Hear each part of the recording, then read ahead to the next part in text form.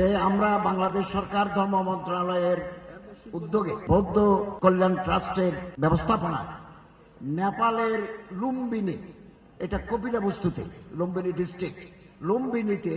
আমরা প্যাগোডা এবং Buddhist cultural centre প্রতিষ্ঠা করতে যাচ্ছি এবং 68 crore টাকা, 68 কোটি টাকা ব্যয় করে আমরা একটা দৃষ্টিনন্দন কালচারাল সেন্টার এন্ড প্যাগোডা নেপালের লুম্বিনীতে হবে এবং একনাকে এটা আমরা পাস করে ফেলেছি এবং 6 একর জায়গা নেপাল সরকার আমাদেরকে একেবারে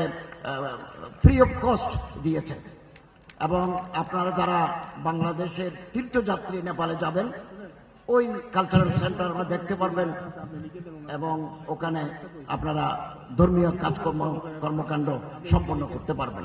নেপাল সরকার আমাদেরকে বলেছিল যে যেখানে বৌদ্ধদের অধিবাস, বুদ্ধিস্ট কালচার আছে, তারা ইচ্ছে করলে আমরা জায়গা দেব, আপনারা এখানে কালচারাল সেন্টার প্যাগোডা করতে পারবেন। তো আপনারা জানেন আমাদের এই বাংলাদেশ বহু বছর যাবৎ বৌদ্ধদের শাসনাধীন ছিল। কেবল বাংলা নয়, অস্ট্রেলিয়ার কিনারা থেকে শুরু করে আফগানিস্তানের পশ্চিম পাশ পর্যন্ত কেবল দাক্ষিণাত্যের কিছু জায়গা ছাড়া এই পুরা জায়গা ছিল, পুরা এই জোন ছিল বৌদ্ধদের শাসনের অধীন।